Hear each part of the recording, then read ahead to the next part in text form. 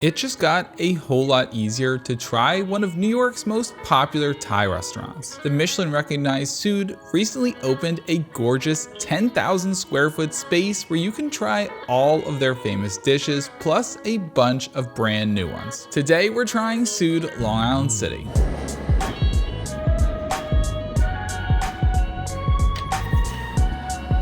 New York City is home to a lot of phenomenal Thai restaurants.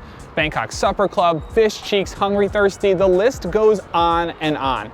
It's crazy to me that we've only featured one on our channel, because when we're not filming videos, it's probably the type of cuisine we go out to eat the most. Which brings me to tonight. We weren't going to make a video, but it's Saturday night, our plans fell through, so I was looking for some last minute reservations, and there always seems to be one for the Long Island City Soothr location. We figured we might as well film it, so come along for a more spontaneous video.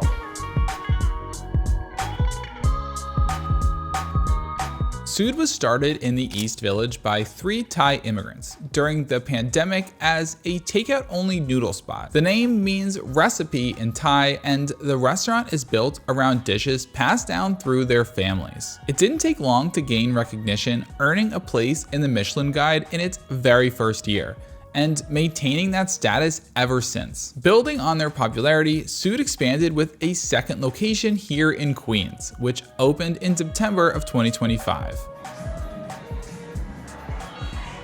This is actually the drink menu. The dinner menu is basically just their online menu. There's a QR code that takes you just directly to their website. But all of the owners are originally from Thailand. And the story behind the menu is that when they moved to New York, they couldn't find a lot of their favorite dishes in the city. So they came up with a menu that focused on things Thai immigrants might miss from back home. To be honest, I'm not sure how much of that traditional Thai food is left on the menu. Let us know in the comments. But we've heard that they're definitely not skimping on the spice. Soothr started as a noodle bar, so their tom yum noodles are a good place to start, but there are just way too many things on the menu we want to try, so I think we're gonna skip those this time, but we might be going for their famous duck noodles instead. This location has a bit more Chinese influence and features a lot of seafood. Some of their exclusive items are a Dungeness crab curry, steamed bronzino, and tiger prawns. We typically spend a lot of time thinking about what to get prior to making these videos.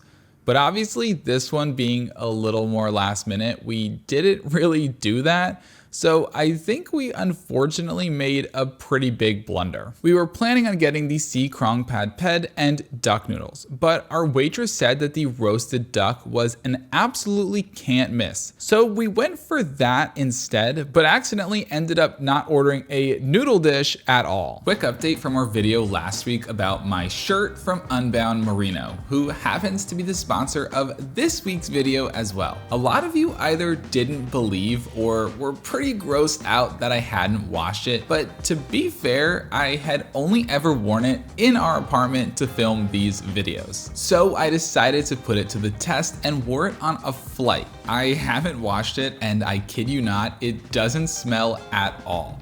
And the sweatshirt I was wearing over this stinks. I am actually going to wash it now, which does make me a little nervous, but my order came with a handy cheat sheet that tells you exactly how to care for your merino wool products. It looks like I just need to wash it on the cold setting and lay it flat to dry. Merino wool is the perfect choice for a travel wardrobe because it's lightweight, breathable, odor and wrinkle resistant, and moisture wicking. Scan the QR code here to shop all of their merino products, or click the link in the description. Plus, new customers get 10% off their first purchase. We ordered, I kid you not, 4 minutes ago, and we already have our apps in front of us, so it is definitely fast. Dare I say, maybe too fast, because we haven't even sipped our drinks yet. I'm gonna start with these duck rolls that have leek, wood ear mushrooms, and a braised duck breast served with house plum sauce.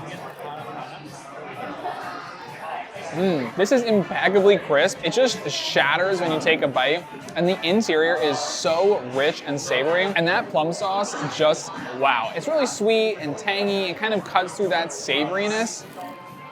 That bite was actually like mostly veggies, not as savory as the other bite. They are still so hot, so crispy on the outside. I love the complement of the mushroom with the duck, so savory. Then the mushroom adds like an earthiness. This is delicious. We also went with the Yai Chicken, which is marinated Southern Thai style fried chicken, crispy shallots, and a homemade sweet chili sauce. Wow. That looked like it just fell right off the bone. You barely had to bite it. The aroma alone tells you that you're in for something special. And it's not breaded, but that outside is just golden and perfectly crisp, but the interior is so juicy, it's crazy. It just falls apart, falls right off the bone. Could not be more tender. That sweet chili sauce definitely doesn't have much of a spice to me at all. It's very sweet, tangy, sticky, but really goes perfectly with the chicken. Oh my God. That is some of the moistest chicken I've ever had. Yeah, I mean, it really looks like it. But it's still so crispy. I can see it shimmering in the light.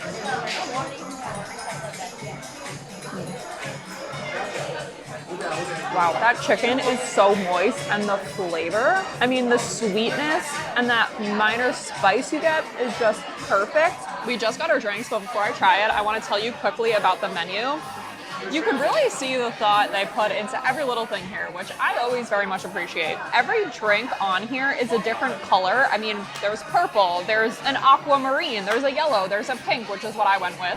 I went with the rose quartz, but before we get to this, each drink is a different color because it represents a different gemstone. And apparently if you collect each, it brings you unparalleled prosperity, well-being, and fortune. Does that mean we have to drink them all? I went with the rose quartz, which is Tito's, rose wine, lychee puree, Aperol, rose syrup, and lime. I love all those things. There's rose in the square ice cube, and this pink color is just so beautiful. Right up my alley. I love this. I opted for one of their mocktails. This is the Zizi, which comes with lychee puree, coconut water, and it's topped with an ube foam. Also looks beautiful, and it's so purple. I can't decide if that's like a dessert. It's almost like a milkshake. It's so creamy and rich and foamy. The second we took our last bite of our appetizers, our mains arrived. This has got to be the fastest meal we've ever had on our entire channel. I don't know if that's a good thing or a bad thing, but we're starting with probably their most famous dish, the Koong Karee, which is sauteed shrimp in a creamy egg curry sauce, red pepper, scallions, onion, and celery, and it comes with a side of white rice. There is going to be a lot of sauce left, so we definitely are going to need something to soak up all that sauce. The shrimp are perfectly sauteed, juicy and plump and sweet, but the sauce is really the star here. It is silky and almost like a custard-like sauce. Like, it is so rich and heavy and creamy. It's got a spice to it, but again, it's not really all that spicy. And there's a bit of like an earthy freshness in there as well. Really, really good. Oh wow, that's got a kick to it.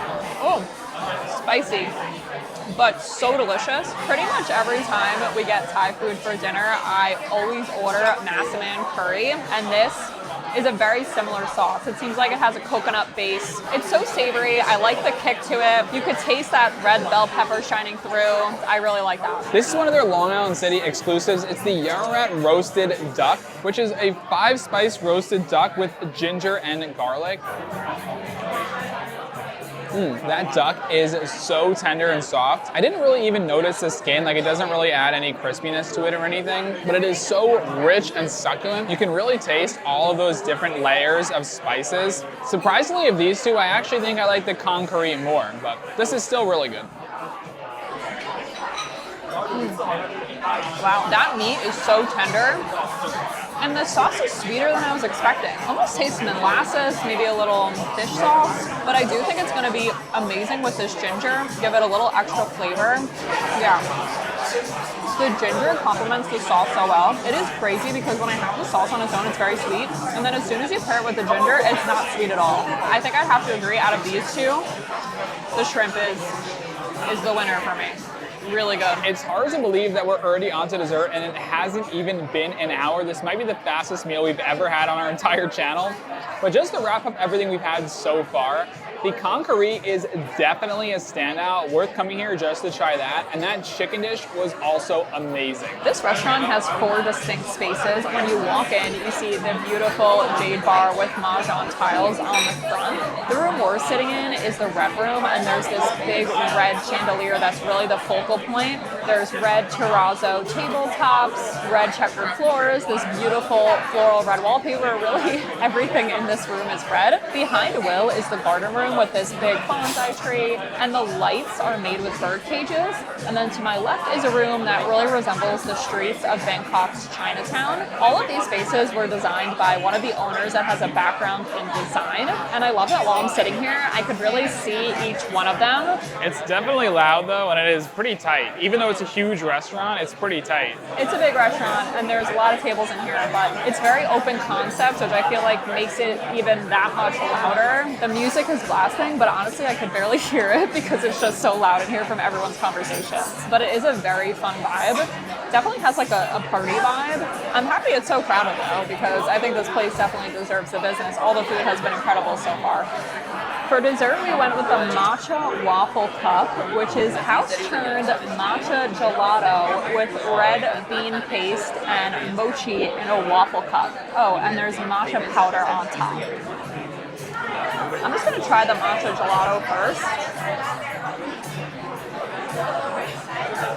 Wow, that's unbelievable. The matcha flavor is perfect. I love how there's a subtle sweetness. The red bean paste adds a lot more sweetness, and I really like the difference in textures. The red bean paste also adds a little bit more of a vanilla flavor. So good. So this bite will have everything. A little bit of the red bean paste, a little bit of matcha ice cream, some of the mochi, and a piece of the waffle cup.